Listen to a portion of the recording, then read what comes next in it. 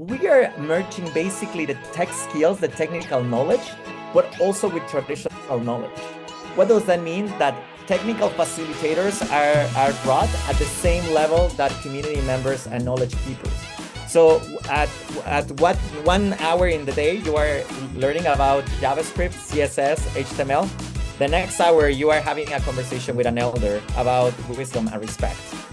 And as we always frame it, all the participants in our programs are now the gatekeepers. Now they have the responsibility to be like the connectors between the two worlds. Welcome to Purposeful Empathy, a show that is dedicated to amplifying the voices of people from across the globe who understand that the world needs more empathy and are doing something about it. Today's episode is in collaboration with Ashoka Canada, a global network of leading changemakers and social entrepreneurs. Thanks for watching. Enjoy the show. Welcome to a new episode of Purposeful Empathy. Today I'm joined by Alejandro Mayoral Baños, who is a dedicated activist, academic, and Ashoka Fellow who champions tech equity, digital sovereignty, and the creation of sustainable career pathways for Indigenous communities. He believes that everyone has a role to play to ensure that technology acts as a tool for revitalization rather than marginalization.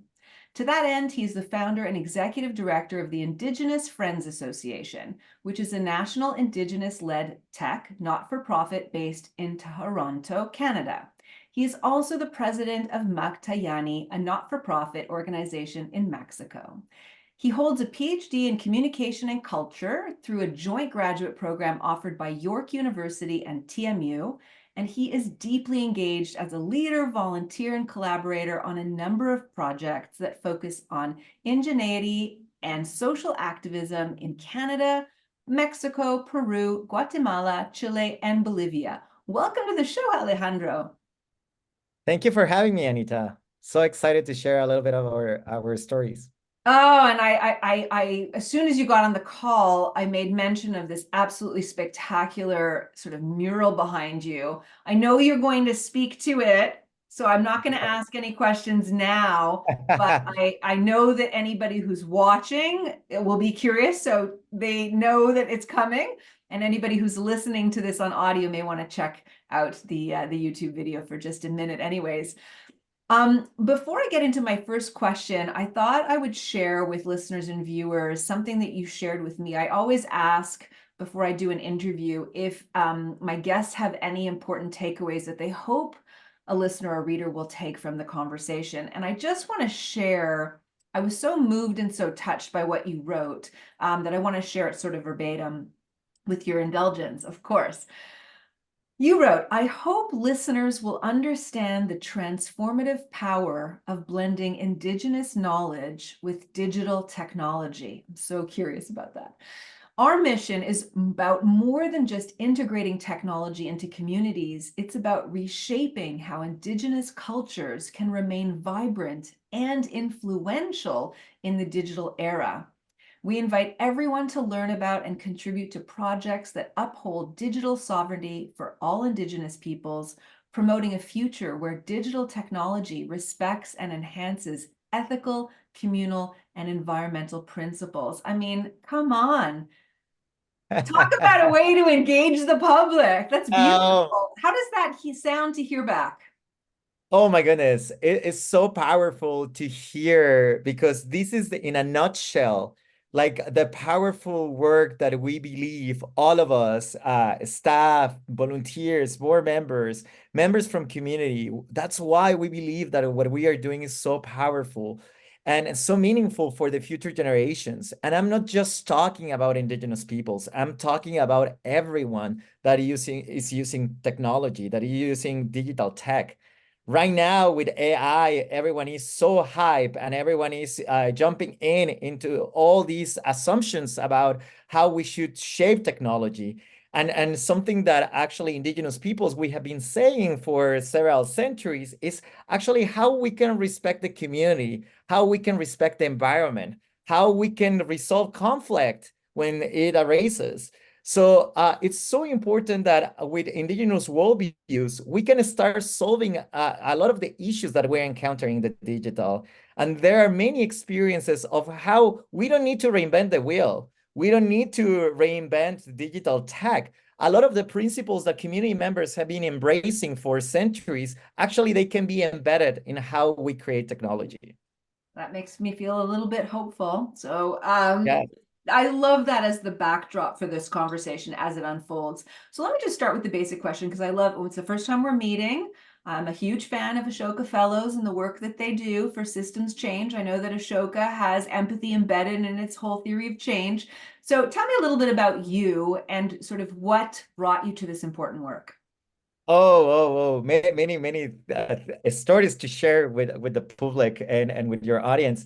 One of a very powerful story is that when I was finishing my computer science degree, I did that as a bachelor's. I was always trying to find a way to connect the digital to indigeneity, how we can connect these two worlds that I'm talking 15 years ago. Of course, it was a very different landscape, and there was not many connections. And it was so funny because every time that I was going with the technical people were always discouraging me to, integrate indigenous peoples. That is too socialist. That's too on the social sciences. This is like tech is not for that. But also at the same time, going with community, they were saying the same, just in a different form. Technology is not for us. Don't come with those type of solutions because those are not aligned to our values. So I found myself that I needed to decide to be in one of them. Not, and I cannot be both. And it was really interesting. 5 years later, in 2014, I was just starting my master's at York University. And at the time, we were building an app, a social media app for Indigenous students in post-secondary educational institutions. And we were trying to hire Indigenous developers, Indigenous UX designers, Indigenous product managers. But of course, at the time, there were not many in the market. And what it was really interesting is that I met this peer that was in computer science. He was Anishinaabe, and I started talking to him, and he was in his first year, and I was talking to him about how he was like, how he motivate himself to go through a computer science program as I did before, and why he did it. And he told me something that really disturbed me a lot. It was, Alejandro, I need to decide between being in computer scientist, or being indigenous. And right now, I need to decide to being in computer science because this is gonna bring me income.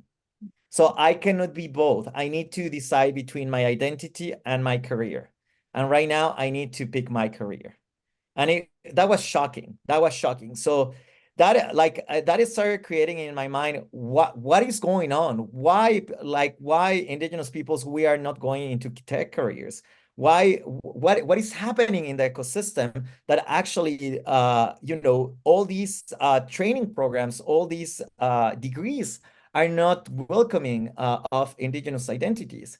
So that started brewing in my mind what we can do, what else we can do in order to advance digital pathways for indigenous peoples.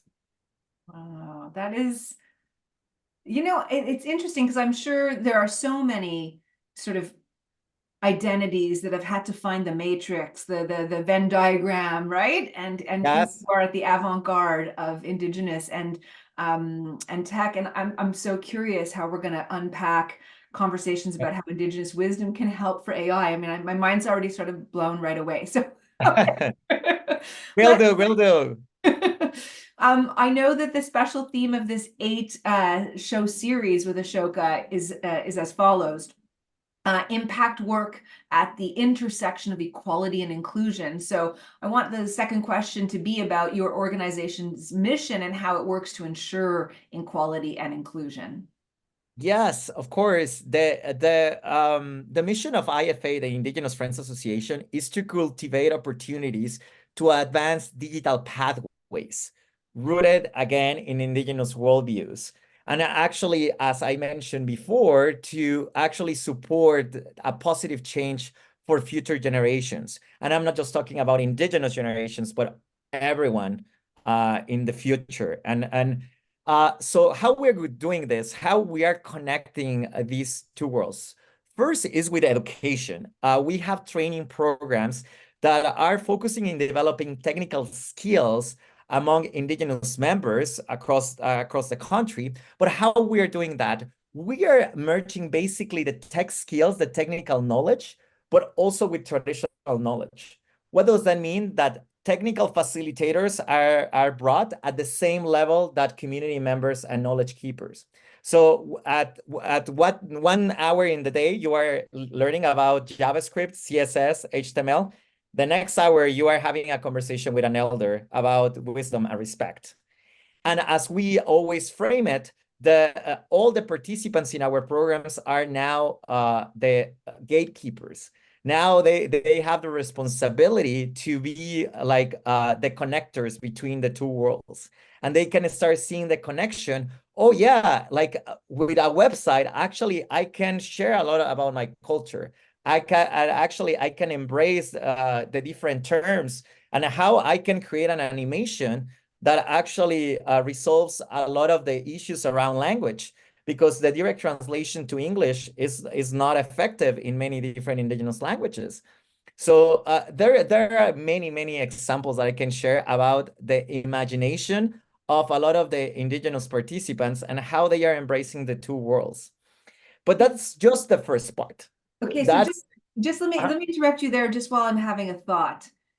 If I hear what you said correctly, it's that, you know, if you translate Spanish to Italian or French to English or German to Dutch, there's all these words that mean the same thing. But when you're translating some Indigenous languages, there's not the same necessarily correlated version. So for example, I've got like, there's 50 words for snow up in the north, right? yes. Because of the different kinds of snow. Like if that's just a little tiny example of some of the ideas you're talking about. Yes, and how actually one word adding another three letters can have a completely different meaning. So it's so important to start seeing the connections among the different meanings and actually how the languages were created. They have a completely different structure. So in order to convey that in an effective form, why we don't start using all these digital tech that actually can start, embracing a lot of the Indigenous ways of knowing. And one thing that digital tech is offering is the orality.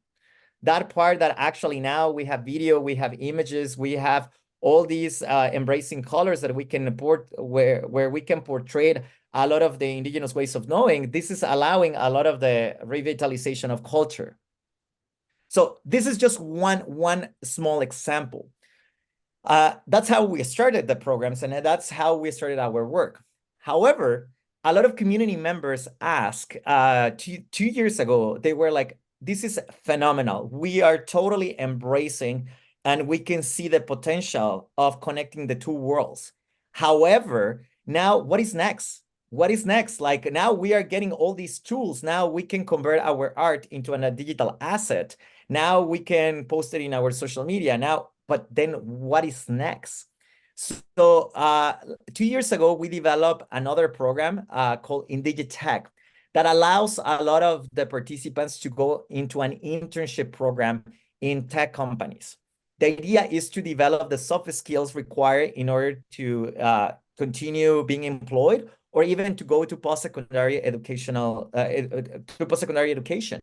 So a lot of the members have shared with us the possibility that this meant for them, especially after the pandemic, because now they don't need to leave community. They don't need to leave reserves. Now they can work from wherever they have the support systems. So single moms, they don't need to move to the city with their three children. Actually, they can stay in community and they can find all the support around them. And of course, the most important part, being connected to culture.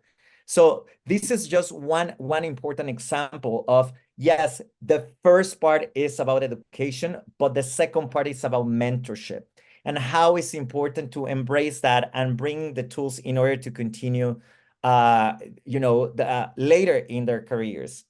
And, Love and, and, and again, it can be through employment, but also it can be post-secondary education, or even many of them, they decide to create their own businesses. And that's totally fine. That's another path, how they want to continue their development. A second part and a second stream. So we have education, mentorship. Well, I would say the third part is with tech development, because as I mentioned, Indigenous worldview can inform how we create digital technology.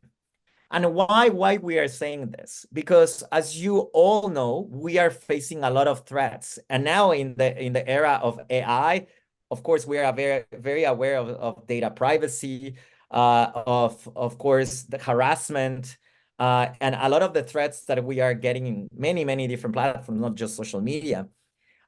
So what we decided to do is, what about if we start bringing elders, knowledge keepers, into the conversation at the same level that you are bringing a software engineer to start deciding about the different databases or the framework that you are using to develop an app. Why we don't bring an elder or a knowledge keeper? So in 2015, we started the journey of creating a mobile application using the TP protocols. The TP protocols, for anyone in the audience that have participated in a TP raising ceremony, is a very complicated technical process. Not everyone can raise a TP. There are a lot of teachings, a lot of mathematical knowledge in order to raise the TP. So what we realize is all this indigenous knowledge can be used also to design digital technology. I don't know if you know, but the TP is a mobile housing that was used to actually chase after the buffalo, because the buffalo was the main source of food for many indigenous nations across the country.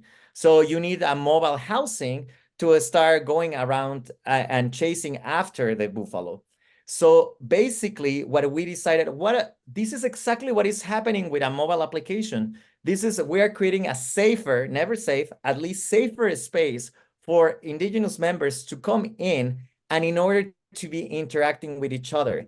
And we are creating a safer digital space. And what we are trying is to trigger a healing journey. The healing is the buffalo, but the healing happens in the real world, in the non-digital world. So what we are saying is, yes, you are going to connect through the digital, even if you are not in the same physical space on Turtle Island or North America, but the healing is going to happen in the real world. And this is a little bit of what we want to, how we want to use the digital. Yes, it's helping to connect. We are having this conversation right now, Anita, in the digital, but the healing process can happen in the non-digital world, and how this conversation can affect our mind, how this conversation can affect our spirit. And the most important thing, and even going a little further, how this can affect our community and how this can affect the environment. Because remember, digital tech is also affecting the environment. Now having all these AI machines like working 24/7 are creating a lot of pollution, a lot of emissions are increasing, because all the servers that are running 24/7 in order to process all the data of these language models.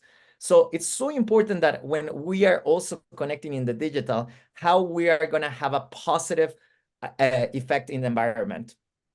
And as we are seeing the negative impact, like the harassment, the discrimination, the lack of data privacy, remember, we also can have a positive effect in the body. We can have a positive effect in the mind and in the spirit. And this is what we want to embrace with bridging digital tech and indigenous knowledges. So important, because I just heard somebody tell me that if ChatGPT was learning about humanity on what the platform that is now known as X, former Twitter. Yeah.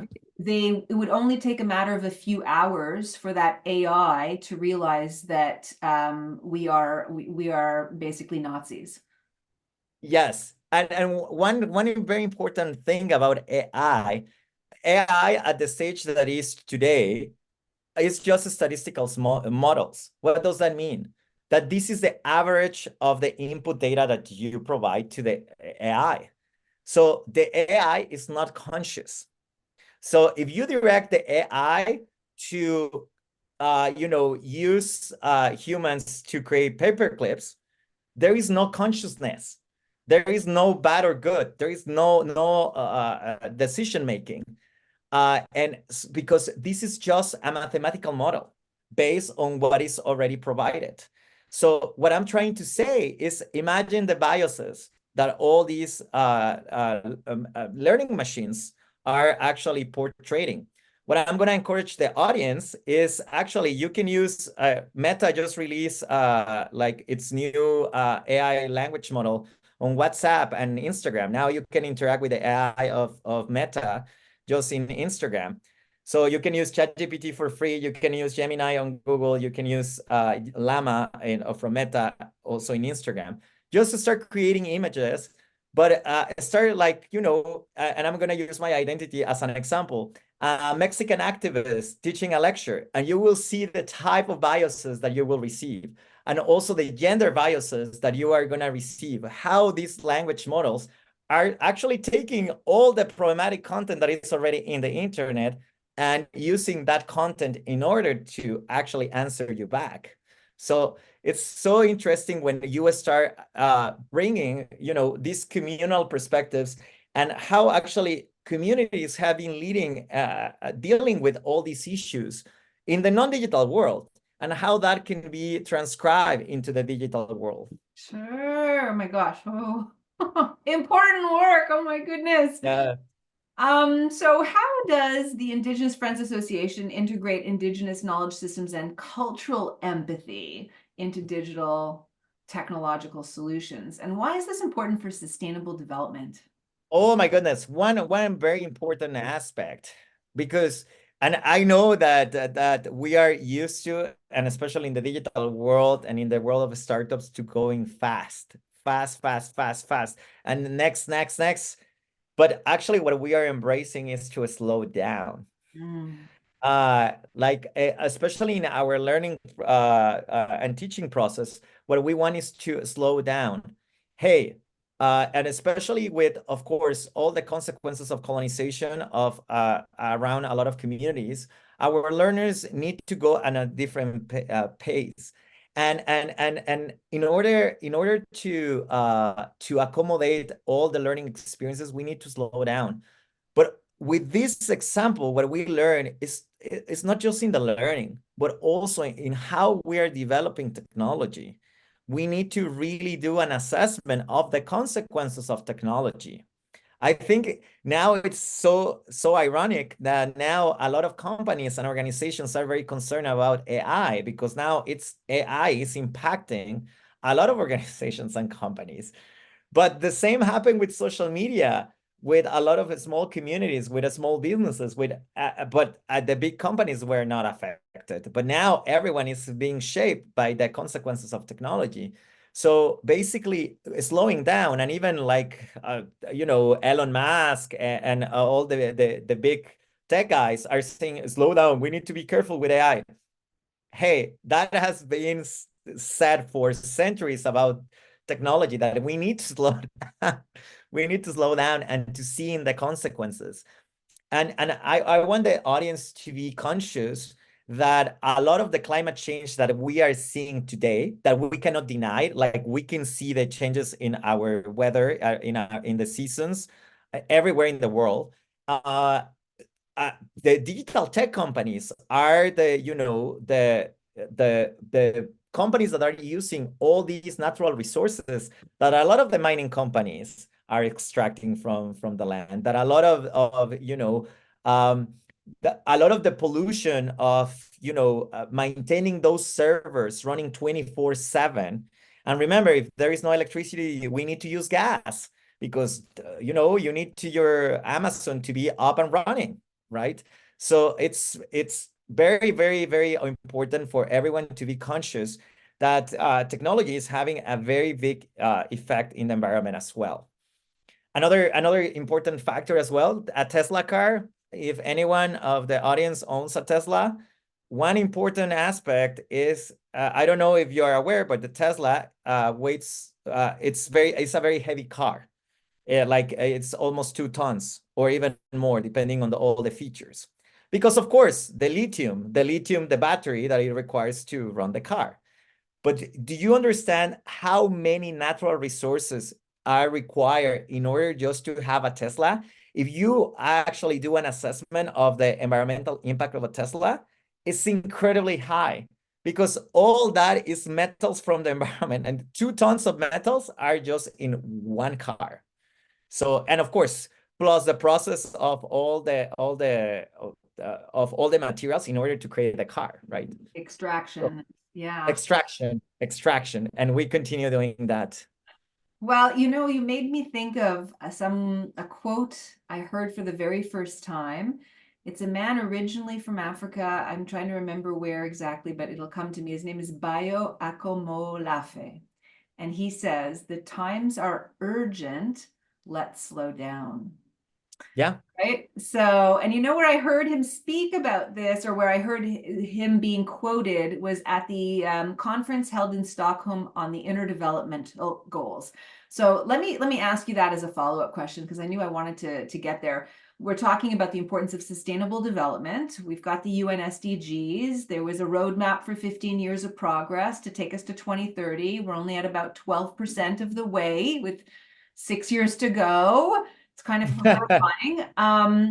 And it's an open source initiative, the Inner Development Goals, right? This framework of 23 skills and characteristics that humans and leaders and citizens can develop, all with the intention of trying to achieve those SDGs, right? They call it the inner change for the outer impact, or the inner impact for the outer change. I'm not sure exactly. Maybe I'll get that right for the next interview. But let me just ask you the question.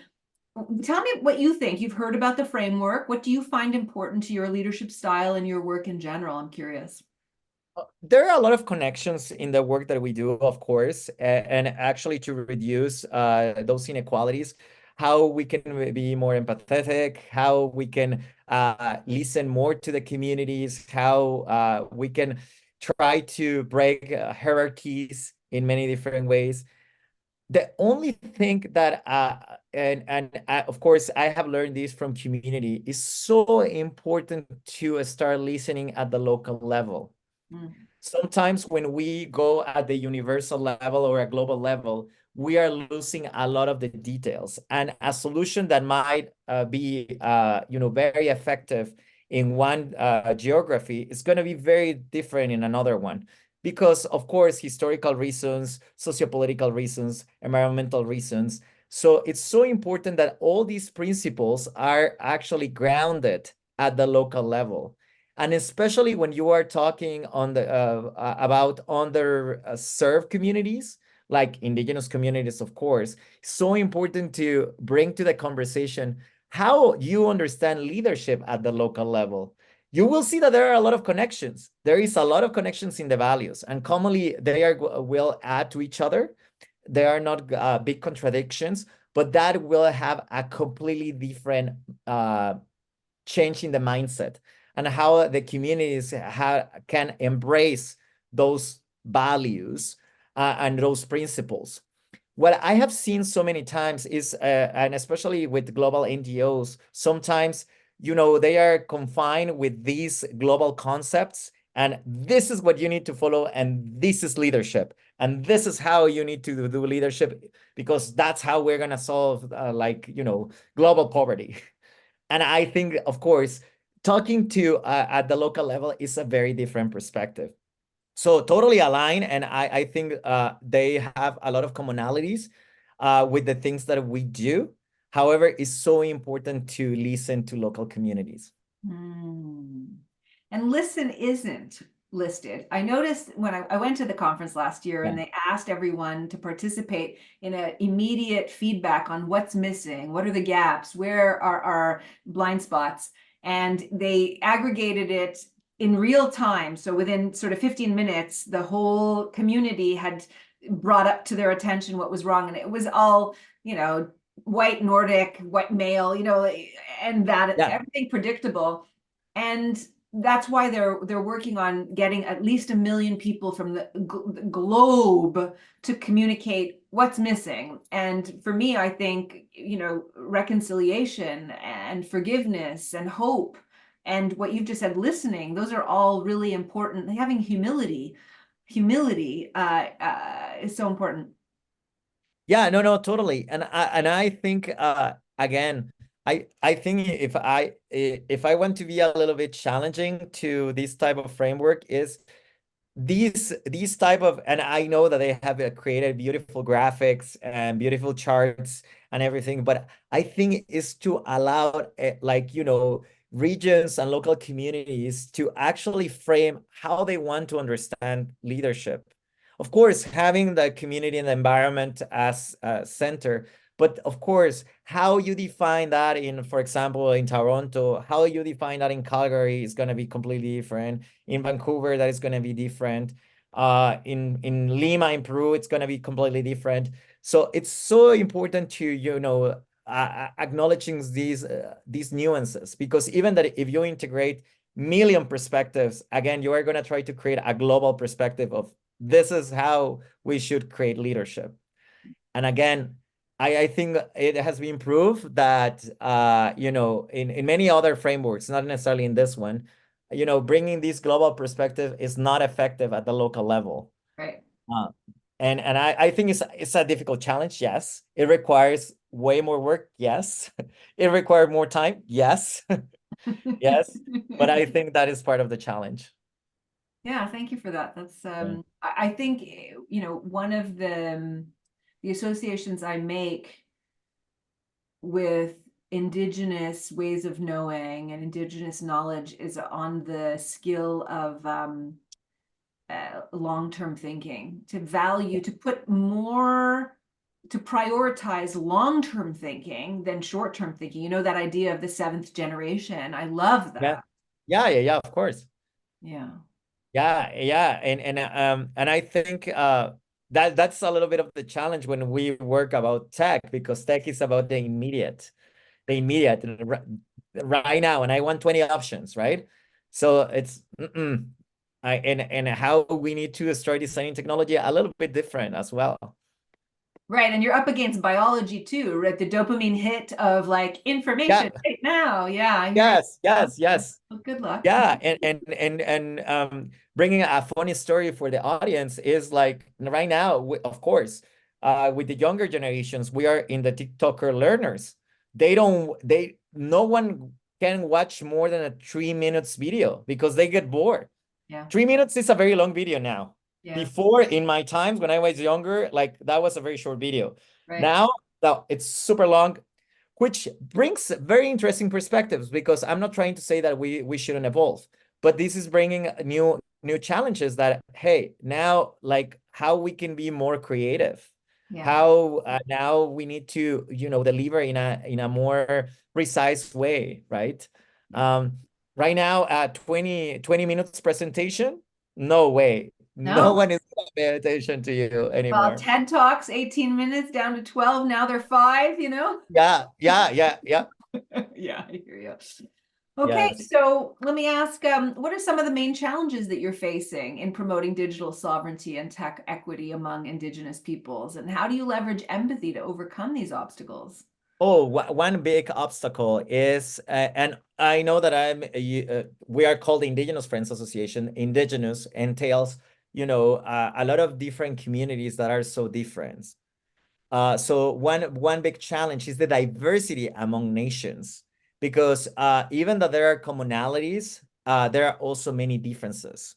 Differences in governance, differences in the values, differences in how the priorities of the communities as well.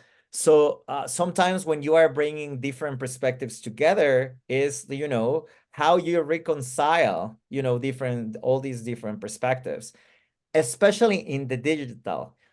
one big thing that used to happen before is that because a lot of the work in the non-for-profit sector uh, used to be in person, commonly, not always, but commonly, the people belong to the same nation or to the same culture, right? However, now with the digital, you are bringing a very huge range of people from different nations. So how you reconcile this?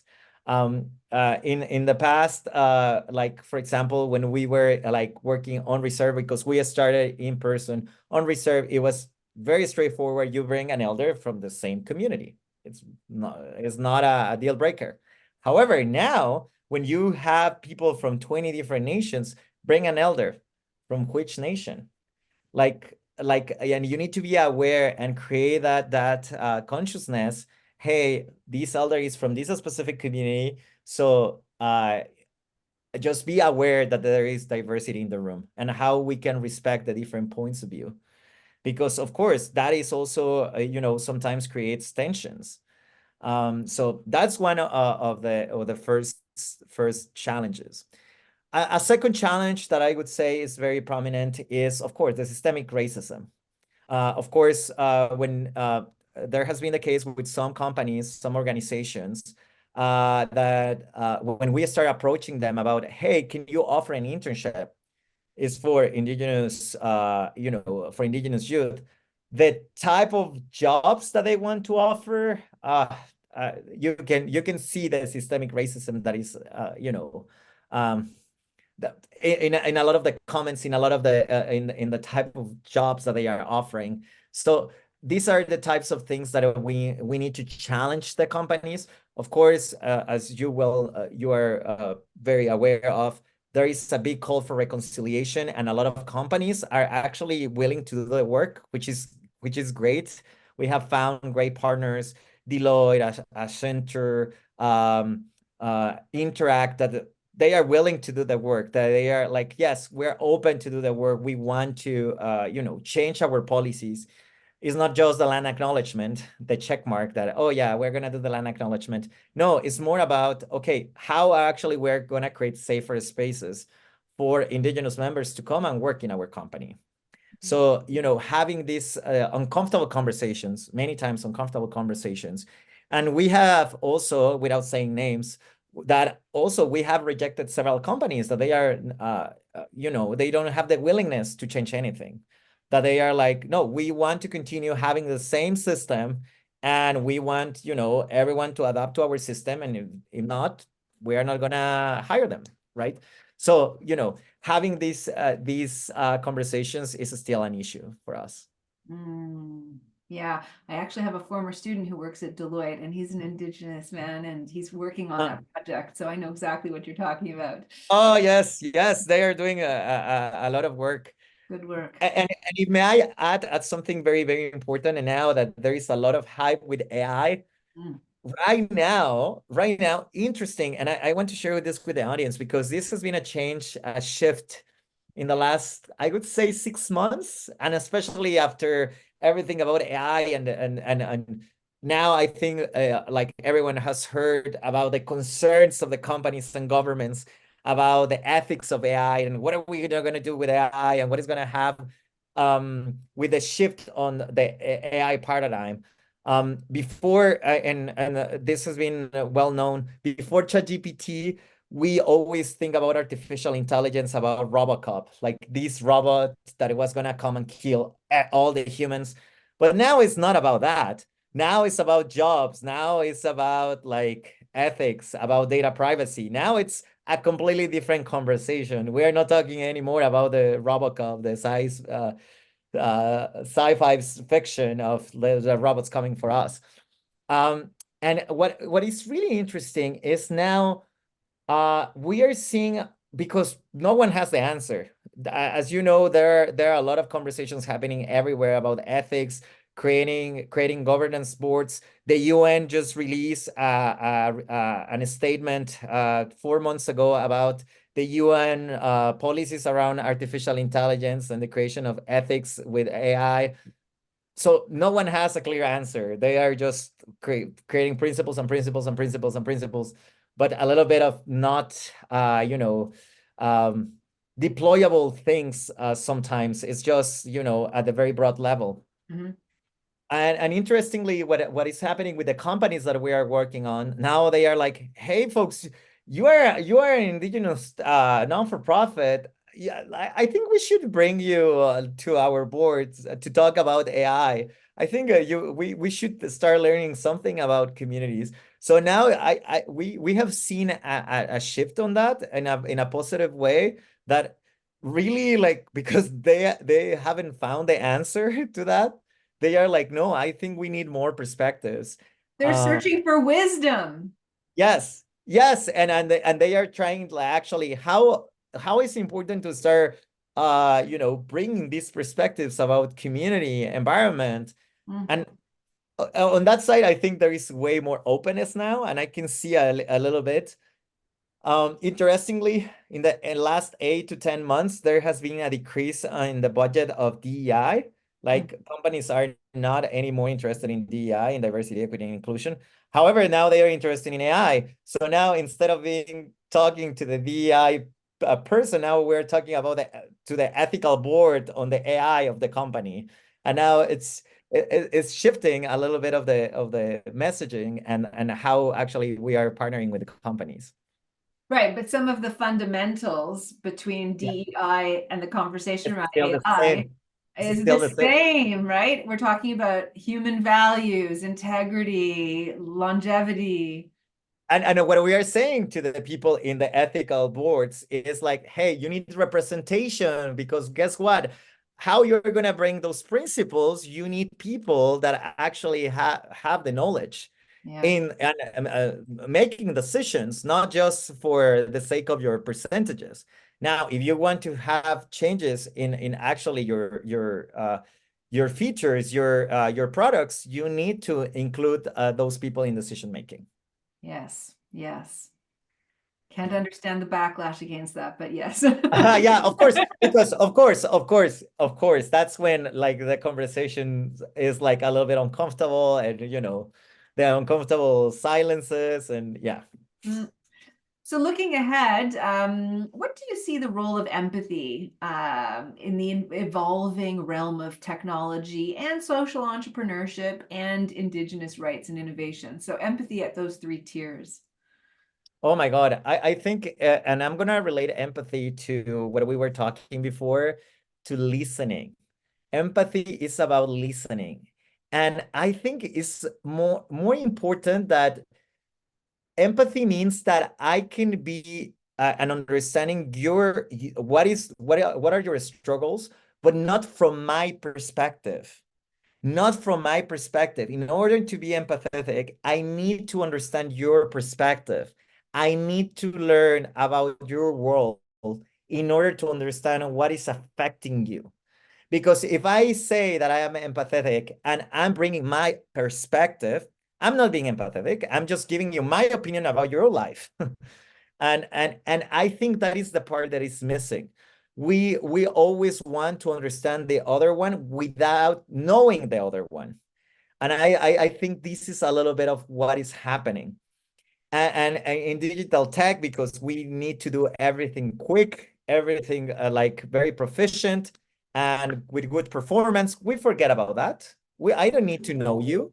I just need to I'm going to send you a Google form and that's all the things or like very quick things in order to know you in a quick second. And with that, I can create an entire product. Yeah. I can create an entire without actually building up the relationship. Yeah. And for I think it's very important, even like for example, the conversation that we had at the beginning before starting the podcast, like that like knowing about each other a little bit more, it starts creating a building up on that. And I think that listening and empathy, real empathy, is going to create a big change in what is coming for the digital tech and indigenous peoples. Yeah. My dad used to say before I would go on a date, Anita, you have two ears and one mouth, and you should use them in that proportion. It's always nice to me. That's a good, yeah, that's a good tip. Yeah. I have two final questions. I can't believe how quickly this hour has gone, but it's been such a delight. I'd love to know how being selected as an Ashoka Fellow has impacted your work.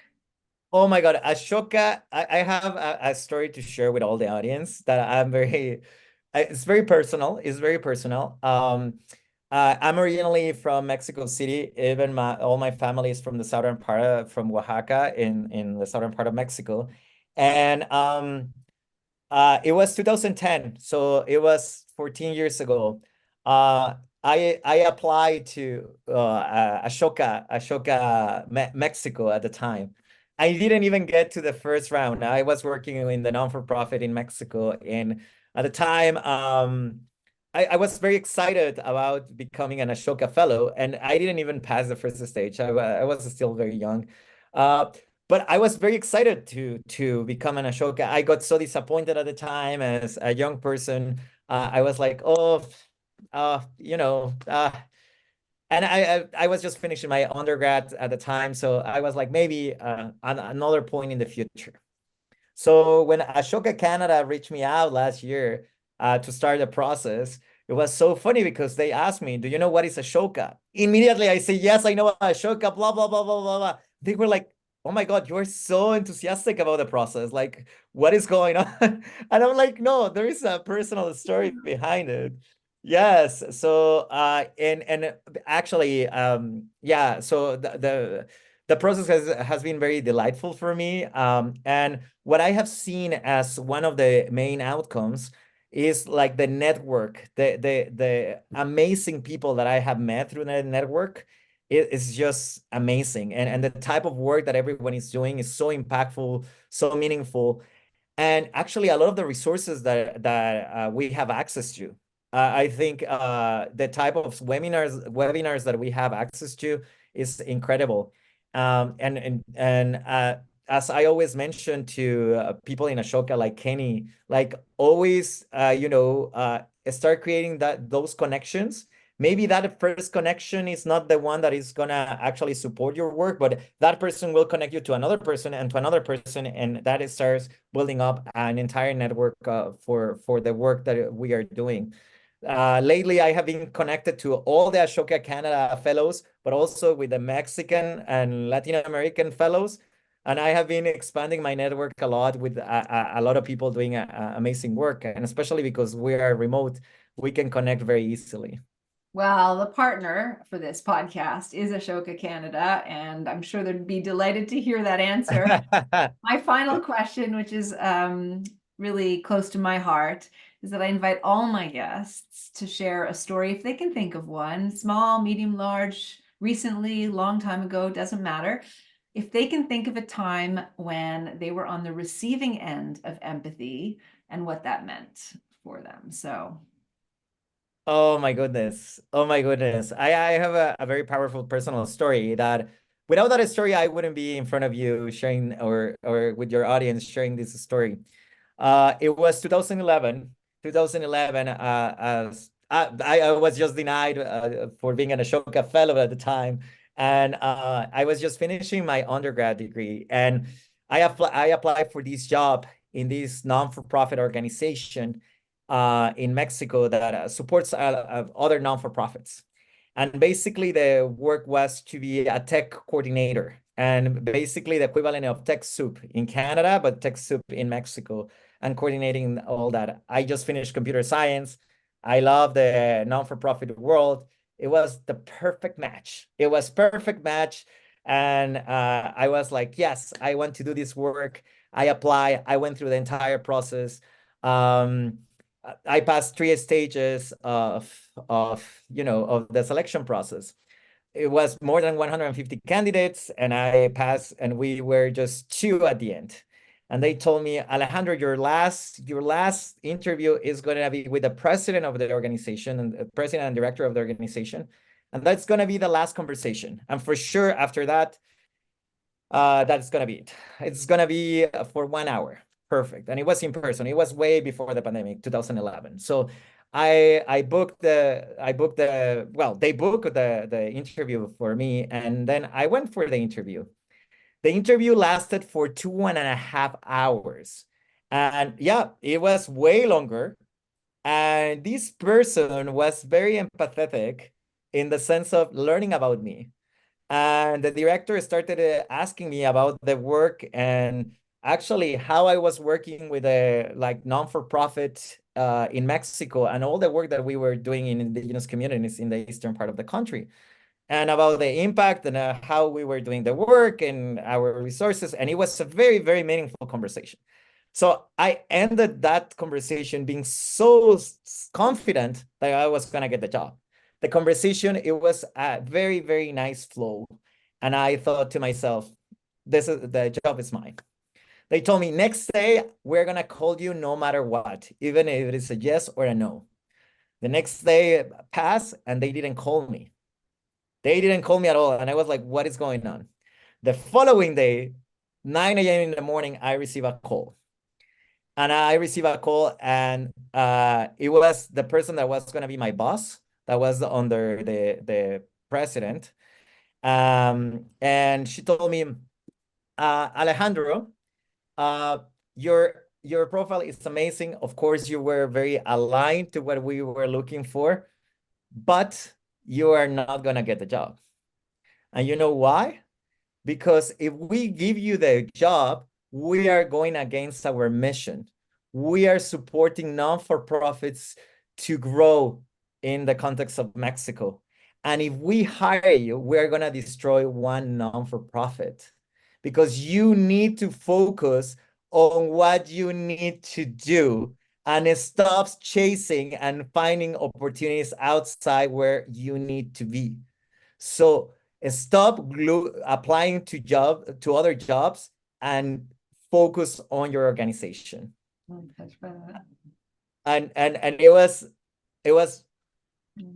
mind-blowing. And it was like, for me, that changed my entire perspective. And that experience really taught me a lot. Lourdes is the person that called me that day.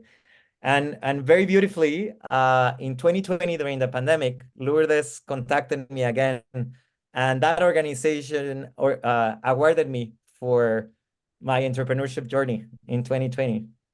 Yeah. What a great story. And what's the name of the leader who interviewed you for 2.5 hours? Jorge Villalobos. Love to both of those guys. Lourdes. Yeah. Yeah, it was CEMEFI, the Center for Mexican Philanthropy. So yeah. Love that. That's a great story. That's a great story.